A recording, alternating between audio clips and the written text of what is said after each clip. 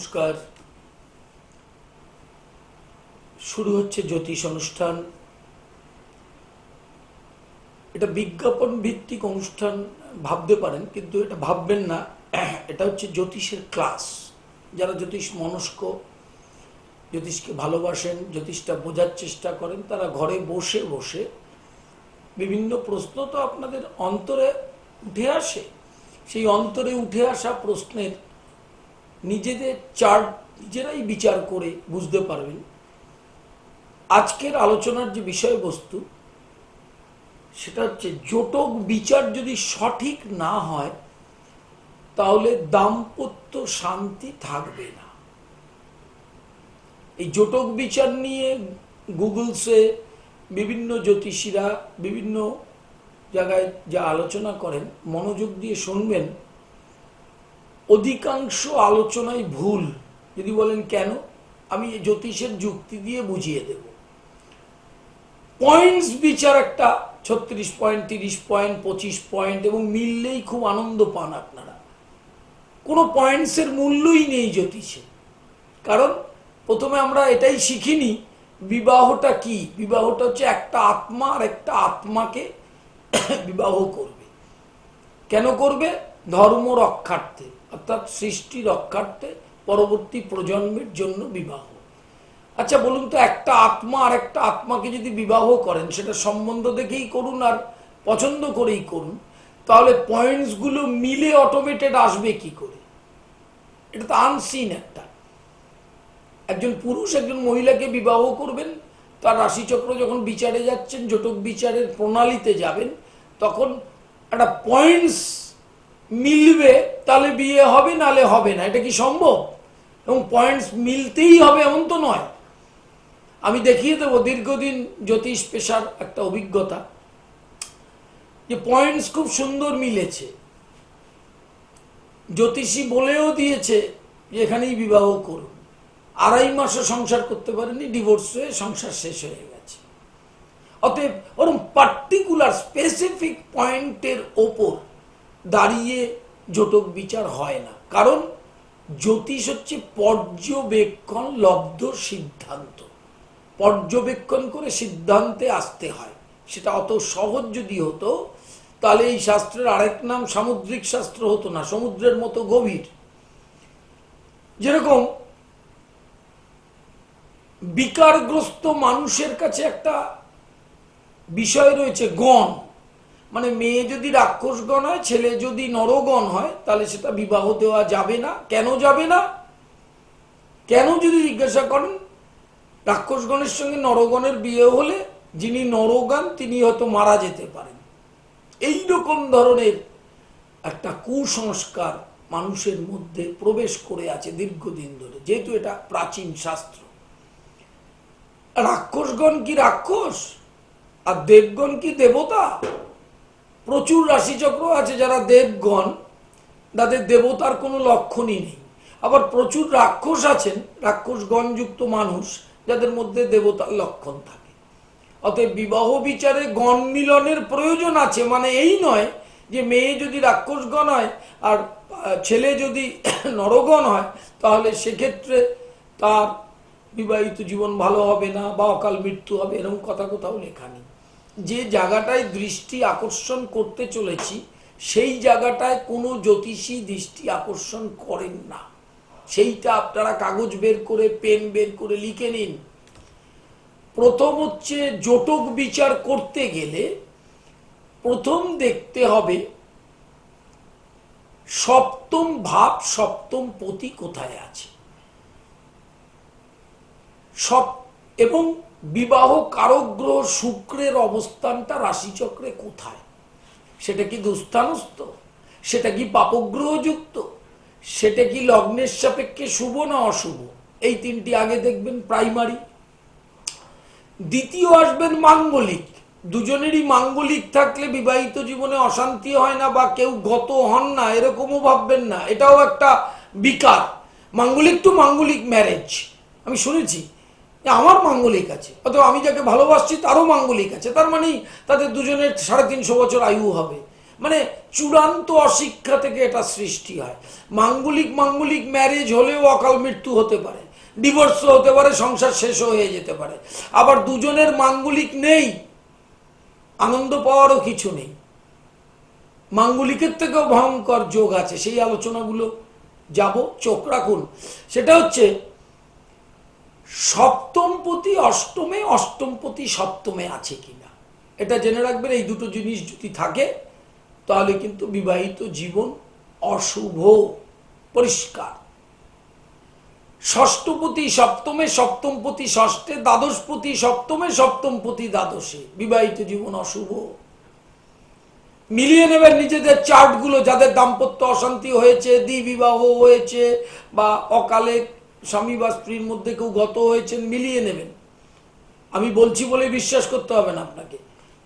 কাগজ পেন বের করে দেখবেন, লিখে নিন। সপ্তমে রবি, সপ্তমে শুক্র রবি, সপ্তমে মঙ্গল রাহুযুক্ত, সপ্তমে শনি বক্রী, সপ্তমে রাহু, সপ্তমে বৃহস্পতি রাহু, সপ্তমে শনি রবি, চূড়ান্ত দাম্পত্য অশান্তির যোগ। জোটকের সব পয়েন্ট মেলার পরেও যদি এই যোগ থাকে, জীবনে কোনোদিনও বিবাহিত জীবনে শান্তি সে পাবে না।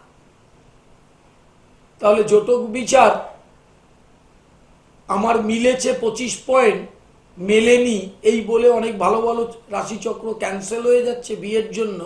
এই ধরনের সংস্কার ঠিক নয়। সেখান থেকে আপনারা বেরিয়ে আসুন। বেরিয়ে এসে আগে জোটক বিচারটা বোঝার চেষ্টা করুন। জোটক বিচারটা কি? বিবাহিত জীবনে সুখের জন্য দুটো ঘরে চোখ রাখতে হবে। ট্র্যাডিশনাল অ্যাস্ট্রোলজি অত সোজা নয়, ফলিত জ্যোতিষ, ওটাকে প্রেডিক্টিভ অ্যাস্ট্রোলজি বলে। সপ্তম এবং চতুর্থ এই দুটো ভাবে চোখ রাখতে হবে। কেন? সপ্তম হচ্ছে দাম্পত্য, চতুর্থ হচ্ছে সুখ। আমরা সুখের পিয়াসী, একেবারে সবসময় সুখ চাই। আমার ছেলে মেয়েকে আমি বিয়ে দেবো, তা আমার ছেলে মেয়ে সুখী হবে, সন্তান সন্ততি হবে, সংসারে শান্তি থাকবে, এটা একটা স্বাভাবিক কাম্য সাধারণ মানুষের। কিন্তু আমরা বিচারের যে জায়গাটায় গন্ডগোল করে ফেলি, ধরুন গণ মিলন হলো না, মাঙ্গলিক টু নন মাঙ্গলিক রইল, তাহলেই যে চূড়ান্ত অশান্তি হবে একথা জ্যোতিষে কোথাও লেখা নেই। কোথাও লেখা নেই। আপনি আমাকে দেখাতে পারবেন না, মানে পুরনো বই দেখিয়ে, মানে খুব বড় বড় পুঁথি যারা পড়েন তাতেও আপনি দেখাতে পারবেন না। মাঙ্গলিক টু মাঙ্গলিক ম্যারেজ হলে একটা জায়গায় একটু সেফ, সেটা কি? উভয়ের অকাল মৃত্যু না হওয়ার যোগটা বেশি হবে না তা নয়, হতে পারে। মাঙ্গলিকের অনেক পজিশন আছে। মাঙ্গলিক যদি লগ্ন বা রাশি দুটোর থেকেই হয় তাহলে মাঙ্গলিকের এফেক্ট প্রচন্ড নেগেটিভ। কিন্তু আমরা চন্দ্র থেকে মঙ্গলের অবস্থানটা দেখব না। আচ্ছা, মেয়ের যদি রাক্ষস হয়, ছেলের যদি নরগণ হয়, অনেক ভালো রাশিচক্রে যদি প্ল্যানেটারি স্ট্রেংথ থাকে, ভাবের অধিপতি, ভাবাধিপতি, লগ্নপতি, সপ্তমপতি, চতুর্থপতি বলবান হয়, কেন্দ্রকোণপতি সমন্বয় যুক্ত হয়, তাহলে সেক্ষেত্রে সেই বিবাহিত জীবন তো শুভ। তাহলে রাক্ষসের সঙ্গে নরগণের কোনো রিলেশনই রইল না। রাক্ষসের সঙ্গে দেবগণের মিলনই বা আসবে কেন? কারণ দেবতা রাক্ষসের সঙ্গে চিরকালই যুদ্ধ করেছে, একদম মানে ওয়ার চলেছে, ব্যাটল চলেছে। তাহলে প্রশ্ন হচ্ছে গণ মিলনের প্রয়োজনীয়তাটা মানসিকতার জন্য। তা একজনকে বিয়ে করবে, তার দুজনের মানসিকতা এক হবে, এটাও একটা চরম মিথ্যা কথা। তার কারণ হচ্ছে আমি যাকে বিয়ে করতে যাচ্ছি সে আমার মানসিকতা সম্পন্ন হবেন, এ কোথায় লেখা আছে? এবার বিয়ের দিন থেকে মেন্টাল অ্যাডজাস্টমেন্ট, আমার আত্মাই সর্বভূত আত্মা, এই কনসেপ্টে আসতে হবে। অর্থাৎ আমি যদি রিলেশনশিপে যাই, সম্পর্ক গড়ে তুলি, তাহলে সুসম্পর্ক অবশ্যই হতে পারে। তার জন্য পুরুষকে স্ত্রীকে মর্যাদা দিতে হবে, সহবাস, সৃষ্টি, সন্তান লাভ, এটার জন্য বিবাহ নয়, মর্যাদা দিতে হবে। ভগবান শ্রীরামকৃষ্ণদেব দেখিয়েছেন, ফলোয়ারিণী কালী পুজোর দিন তার নিজের স্ত্রীকে সে পুজো করেছেন, এবং সেটা সমাজের বুকে দেখিয়েছেন যে নারীকে কি করে শ্রদ্ধা করতে হয়। নারীও পুরুষকে শ্রদ্ধা করবে, স্বামীকে সম্মান করবে, স্বামীর কথা রক্ষা করবে, স্বামীর বাবা মা অর্থাৎ নারীর ক্ষেত্রে শ্বশুর শাশুড়ি এবং আত্মীয় পরিজন যারা, তাদের প্রত্যেককে শ্রদ্ধা করবে। দেখি তো দাম্পত্য অশান্তি হয় কিনা, হওয়ার কথা নয়। এবার আবার আপনাদের যে প্রশ্ন, সেই প্রশ্নের কথা বলি। এই দাম্পত্য অশান্তির মূলের কারণ হচ্ছে দুটো। একটা হচ্ছে আমি যা বলবো সেটাই ঠিক। আমি মেয়েদের হয়ে বলছি, আমি যাকে বিবাহ করলাম তার দিকটা আমি দেখব, তার শ্বশুর শাশুড়ি দেওর ননদ যারা, যাদের নিয়ে সংসার, সংসার মানে তো শুধু স্বামী স্ত্রী নয়, তাদের সঙ্গে আমি সম্পর্ক ভালো রাখবো না। একটু আত্মকেন্দ্রিক, একটু স্বার্থান্বেষী চরিত্রটা অন্তরে ঘুরতে থাকে, অটোমেটেড অশান্তি তখন আসবে। সেটার সঙ্গে জটক বিচারের রিলেশনশিপ বিয়ের আগে যেতে গেলে প্রচুর গভীরভাবে সেটা দেখতে হয়। সেটা দেখতে গেলে সেই জ্যোতিষেরও পড়াশোনা দরকার প্রচুর। সপ্তমপতি দুস্থানস্থ যদি হয়, দুস্থানস্থ মানে কোথায়? ষষ্ঠ, অষ্টম, দ্বাদশ। অষ্টমপতি, দ্বাদশপতি, ষষ্ঠপতি যদি সপ্তমে থাকে, তাহলেও সপ্তম ভাব ইনফেক্টেড হলো, ক্ষত হলো। সুখ যেটাকে বলি মানে গৃহ সুখ, চতুর্থপতি, চতুর্থ থেকে সুখের বিচার। মেয়েদের বিয়ে হয়ে গেলে চতুর্থ ঘরটা সপ্তম ঘর হয়ে যায় না। অতএব ওই ফোর্থ হাউস, অনেকেই দেখবেন বিয়ের আগে খুব সুখী থাকে, বিয়ের পরে আর সুখটা পাচ্ছে না। সেই প্রশ্নের উত্তরও তারা খুঁজে পাচ্ছে না। ফোর্থ হাউসের লর্ড যদি দুস্থান হয়, যেমন চতুর্থপতি অষ্টমে আছে, চতুর্থপতি ষষ্ঠে আছে, চতুর্থপতি দ্বাদশে আছে, চতুর্থ ভাব পীড়িত মানে একাধিক পাপগ্রহযুক্ত, নিচস্থ, সেই ক্ষেত্রেও সে সুখ পাবে না, অর্থাৎ শ্বশুর বাড়িতে গিয়েও সুখ পাবে না। তাহলে একটি নারী যখন কাউকে বিবাহ করছেন, তখন তার সুখটা ফোর্থ হাউস থেকে অন্য হাউসে চলে যায় না, ফোর্থ হাউসেই থাকে। অতএব ফোর্থ এবং সপ্তমে দৃষ্টি রাখতে হবে। লগ্নের এবং লগ্নপতির বল দেখতে হবে। লগ্নপতি নিচস্থ হলে দাম্পত্য শান্তি পেতে গেলে যে ত্যাগ থাকা দরকার, যে কম্প্রোমাইজিং মেন্টালিটি আসা দরকার, সেইটা অধিকাংশ নারীর বর্তমান সমাজে নেই। ওটা কালের প্রভাব, কলিকাল, কালের একটা প্রভাব আছে। সেই প্রভাব থেকে এত সহজে মুক্ত হওয়া যায় না, ইচ্ছা করলেই মুক্ত হব না। এবং এই কালের একটা বিশেষ প্রভাব হচ্ছে, একটা বিয়ে হয়েছে, সেই বিয়েটা ডিভোর্স হলো, স্বপ্ন দেখতে থাকে মানুষ দ্বিতীয় বিয়েটা সুখকর হবে। সেটা নাও হতে পারে সুখকর, আবার সুখকর হতেও পারে। কোন অবস্থান, সেই অবস্থানটা দেখতে হয় রাশিচক্র থেকে। রাশিচক্রে অষ্টমপতি যদি সপ্তমে থাকে, মাঙ্গলিকের থেকেও অশুভ।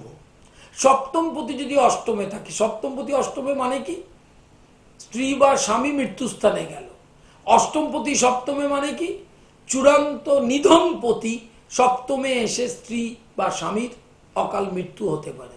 তাহলে সেক্ষেত্রে যদি মাঙ্গলিক নাও থাকে, সেই সপ্তমপতি অষ্টমে বা অষ্টমপতি সপ্তমের থেকে অত্যন্ত দাম্পত্য অশান্তি, সেখান থেকে মৃত্যু পর্যন্ত হতে পারে, আত্মহত্যা হতে পারে, 498 হতে পারে, মামলা হতে পারে। কিন্তু আপনারা যারা জটক বিচারের দিকে নজর দেন, তারা আমি দেখেছি ভাবের মধ্যে প্রবেশ করেন না, শুধু পয়েন্টস। আমার পয়েন্টসটা মিলে গেছে। আমি বহু লোকের দেখেছি পয়েন্টস প্রচুর ভালো মিলেছে, সেই আনন্দে বিয়ে হয়েছে, 3 মাসও টেকেনি। 3 মাস, কোনো ক্ষেত্রে 5 দিনও টেকে না। তা ন্যাচারালি পয়েন্টটা জটকের প্রয়োজনীয়তাই নেই, ভাব বিচারের প্রয়োজন। ভাবে সপ্তমে যদি বৃহস্পতি থাকে, সেটা যদি নিচস্থ না হয়, দোষযুক্ত না হয়, বলহীন না হয়, তাহলে দাম্পত্য শান্তি থাকবে। সপ্তমে চন্দ্র, প্রচন্ড দাম্পত্য অশান্তি হয়, চূড়ান্ত দাম্পত্য অশান্তি হয়ে ডিভোর্স না হলেও সেটা হ্যাং হয়ে থাকে, জীবনটাই নষ্ট হয়ে যায়। সপ্তমে মঙ্গল যদি সপ্তম পতি যুক্ত হয়, বা সপ্তমে মঙ্গল যদি বৃহস্পতি যুক্ত হয়, খুব ভালো দাম্পত্য শান্তি থাকে। সেখানে আপনার মাঙ্গলিকের সূত্র কাজ করবে না। আমার মেয়ের সপ্তমে মঙ্গল, সপ্তমে মঙ্গলটা কোন লগ্নের, সপ্তমে মঙ্গলটা কোথায় বসে আছে, সপ্তমে মঙ্গল যেখানে বসে আছে সেটা কি তার মিত্রক্ষেত্র, সপ্তমে মঙ্গল বৃহস্পতি যুক্ত হয়েছে কি, এই জিনিসগুলো দেখতে হবে। শুভগ্রহ যুক্ত মঙ্গল মাঙ্গলিক দোষ অনেকটাই খণ্ডন করে, এসবের দিকে আমরা যাই না। আরেকটি বিশেষ পয়েন্ট, উভয়ই মাঙ্গলিক মানে খুব নিশ্চিন্ত হওয়ার কোনো কারণ নেই।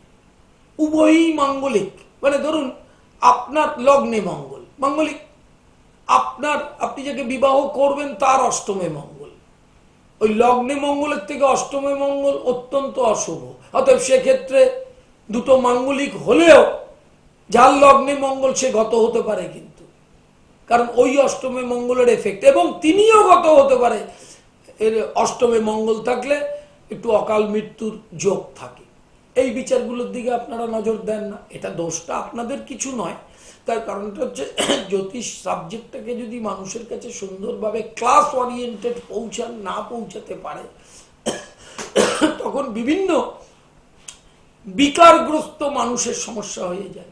কিন্তু আপনি সূত্র অনুযায়ী যান, আপনি দেখুন এই অনুষ্ঠান যারা দেখছেন তারা দেখুন যাদের ডিভোর্স হয়েছে, যাদের অকালে স্বামী বা স্ত্রীর প্রয়াণ হয়েছে, যাদের দাম্পত্য শান্তি নেই, জীবনে কোনদিন পাননি, তাদের রাশিচক্রটা বের করুন। হয়তো মাঙ্গলিক নেই, তাহলে প্রশ্ন উঠবে দাম্পত্য অশান্তি হলো কেন? দেখবেন এই সূত্রগুলো পাবেন সপ্তমপতি অষ্টমে, সপ্তমপতি ষষ্ঠে, ষষ্ঠপতি সপ্তমে, অষ্টমপতি সপ্তমে, ষষ্ঠ অষ্টমপতি যুক্ত হয়ে সপ্তমে, সপ্তমে রাহু চূড়ান্ত দাম্পত্য অশান্তির কারক। আবার সপ্তমে রাহু ক্ষেত্রে, তুঙ্গ ক্ষেত্রে থাকলে সেক্ষেত্রে চূড়ান্ত দাম্পত্য শান্তিও পেতে পারে। অতএব ধরা বাঁধা নিয়ম নেই, কারণ আপনাকে জিনিসটা বুঝতে হবে জ্যোতিষটা পর্যবেক্ষণ লব্ধ সিদ্ধান্ত, সবকিছু ধরা বেঁধায় হবে না। কিরকম? ধরুন ছোটবেলায় আপনি ডিও ডু পড়েছেন তো, ডিও ডু মানে কি, ডিও ডু বানাম কি, ডি ও, তাহলে সেই সূত্রে যদি যাই তাহলে গো বানাম কি জি ইউ গু হয় কি তাই? জিও সেটা কিন্তু গো, আর ডিও সেটা ডু, তাহলে ডুটা কি গু হচ্ছে?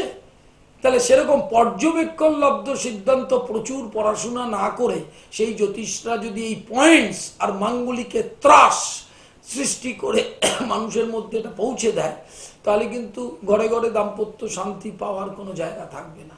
জটক বিচার খুব কঠিন জিনিস, এত সোজা না যে মাঙ্গলিক থাকলেই বিয়ে দেওয়া যাবে না, গণ মিলন হলো না বলেই বিয়ে দিল না। আপনার যদি 7th হাউস অত্যন্ত ম্যালিফিক্সেস প্ল্যানেটসের দ্বারা অ্যাসপেক্টেড থাকে, 4th হাউসে ডেভিলেটেড গ্রহ থাকে, সপ্তমপতি দুস্থানপতির সাথে যুক্ত হয়, সেক্ষেত্রে গণ রাশি নক্ষত্র মিলনও হয়, দুজনে মাঙ্গলিকও হয়, তাও কোনোদিনও শান্তি হবে না। অতএব ওখানে গণ মিলনটা ফ্যাক্টরি না। তো এর জন্য প্রচুর জ্যোতিষ পড়াশোনা, জ্যোতিষ অভিজ্ঞতা, সেটা না হলে কিন্তু খুব সমস্যা। বাচ্চা ছেলেরা যারা জ্যোতিষ করছেন তাদের পক্ষে এটা সম্ভব না বলা, তারা ওই জায়গাটা পৌঁছাতেই পারবে না। ওই জোনটাতে, যে জোনটার আলোচনা হচ্ছে, আমি যে আলোচনাটা করছি, এটা জ্যোতিষের একটা উচ্চ পর্যায়ের আলোচনা। এটা বুঝতে গেলে একটা শিক্ষা দরকার। কিন্তু শুধু পয়েন্টসের ওপর, পয়েন্টস মিলে গেল, আনন্দে বিয়ে হয়ে গেল, হলো তো, হয়ে 1 বছর ঘুরতে না ঘুরতেই ডিভোর্সের স্মেলিং শুরু হয়ে গেল। কি করে আলাদা হওয়া যায়, কি করে শ্বশুর শাশুড়ির সঙ্গে সম্পর্ক ছিন্ন করে আলাদা থাকা যায়, এবং দেখা যাচ্ছে পুরুষের চরিত্রহীনতা, মদ্যপানে আসক্ত, বিভিন্ন সমস্যা ঘিরে ধরছে। এবং ডিভোর্সের জন্য কিছু কারণ থাকে, যেমন মৃত্যুর জন্য কারণ থাকে, ক্যান্সার থাকে, সিরোসিস লিভার থাকে, বাইপাস থাকে, হার্টের সমস্যা থাকে, এগুলো কারণ। মৃত্যু হতে গেলে একটা কারণ থাকা দরকার, সেই কারণ সেরিব্রাল হতে পারে। সেরকম ডিভোর্স থাকার জন্য কারণ হয়। এবং ডিভোর্সের একটা অদ্ভুত ফিলোসফি আছে, দর্শনটা দেখবেন, যারই ডিভোর্স হচ্ছে সে নিজে মহাপুরুষ, আর যাকে বিয়ে করেছেন সে হচ্ছে খুব খারাপ, এইটা রিপ্রেজেন্ট করেন সাধারণ মানুষের কাছে। ব্যাপারটা তা নয়, তাকে আগে বুঝতে হবে তিনি প্রারব্ধ কর্মের ফল ভোগ করছেন। 2 নম্বর, তার বার্চার্ট রাশিচক্রে দাম্পত্য শান্তির কোনো স্থানই নেই। যখনই সেই যোগ কারো থাকে, ছোট বয়স থেকেই দেখে নেবেন। তার জন্য আপনাকে লাইফ হরোস্কোপটার দিকে নজর রাখতে হবে, কারণ সবটাই কেরিয়ার ওরিয়েন্টেড। কেরিয়ার করে মানুষ মাথা খারাপ করে ফেলে। বিবাহটাও একটা কেরিয়ার তৈরি হওয়ার পর বিবাহিত জীবনটা যদি খারাপ হয়, তাহলে সারা জীবনে যে কেরিয়ারটা তৈরি হলো সেইটাও কিন্তু বিবাহিত জীবনে শেষ হয়ে গেল। কারণ সবচেয়ে দীর্ঘ সময় হচ্ছে বিবাহিত জীবন। লাইফ হরোস্কোপে সেই ডিটেলিংটা দেওয়া থাকে। অথবা একটি শিশুর রাশি চক্রে দেখে নিন প্রথম থেকেই যে বিবাহিত জীবনের জায়গাটা অশুভ, বেশ, কোনো ঘাবড়াবার কিছু নেই, তাকে সেইভাবে কাউন্সিলিং করতে হবে, রাশিচক্র দেখতে হবে, দেখে মিলন করতে হবে। এই মিলন মানেই দেখেছি বাচ্চা বাচ্চা জ্যোতিষ যারা প্র্যাকটিস করছে তারা এই জোটক মিলন করাতে গিয়েই, ও আপনার মেয়ের মাঙ্গলিক, আচ্ছা যে পাত্রের সঙ্গে বিয়ে দিচ্ছেন তারও মাঙ্গলিক, ও তো বিয়ে দিয়ে দিন। দুটো মাঙ্গলিক হলেই সব সমস্যার সমাধান হয়ে গেল। কখনো না, দুটো মাঙ্গলিক থাকলেও বিবাহিত জীবন চূড়ান্ত অশান্তি হতে পারে, অকাল মৃত্যু হতে পারে, সব কিছু হতে পারে। ওই জন্য ভাবাধিপতির বিচার, সপ্তম চতুর্থ ভাবে কোন গ্রহ, কারণ দাম্পত্য জীবন শেষ হওয়া মানে সুখ শেষ হওয়া, সুখ শেষ হওয়া মানে 4th হাউসে চোখ রাখতে হবে। তা এই ব্যাপারগুলো যদি খুব সুন্দর করে মানে সে না শিখে থাকে, না পড়ে থাকে, তাহলে সে রিপ্রেজেন্টও কিন্তু করতে পারবে না গদবাধা কোনো সিস্টেমে। আচ্ছা আপনার কি মনে হয় যাদের দাম্পত্য, নবদম্পতি নতুন বিয়ে করেছেন বা আগে বিয়ে করেছেন, তাদের জীবনে যাদের ডিভোর্স হয়েছে, যাদের অকাল মৃত্যু হয়েছে, গত হয়েছেন, তারা একটা জিনিস কি লক্ষ্য করেছেন যে সবসময় আপনাদের কারোই অত মাঙ্গলিক নেই, তাহলে আপনাদের বিবাহিত জীবনটা শেষ হয়ে গেল, বা দাম্পত্য শান্তি থাকেনি, বা অকাল মৃত্যু হয়েছে। দেখবেন এই যে কারণগুলো আমি বললাম, এই কারণগুলো আছে ওর মধ্যে। খুব মনোযোগ দিয়ে স্টাডি করুন, তাহলেই বুঝতে পারবেন। আবার দেখা হবে। ইউটিউবটা সাবস্ক্রাইব করুন, পণ্ডিত শ্রী অর্পণ সৃষ্টি টিভি সাবস্ক্রাইব করুন। প্রতিদিন নিত্য নতুন জ্যোতিষের ক্লাস ফলো করুন। এটা ক্লাস ওরিয়েন্টেড অনুষ্ঠান। এই অনুষ্ঠান দেখলে অনেক কিছু শিখতে পারবেন। ভালো থাকবেন, নমস্কার।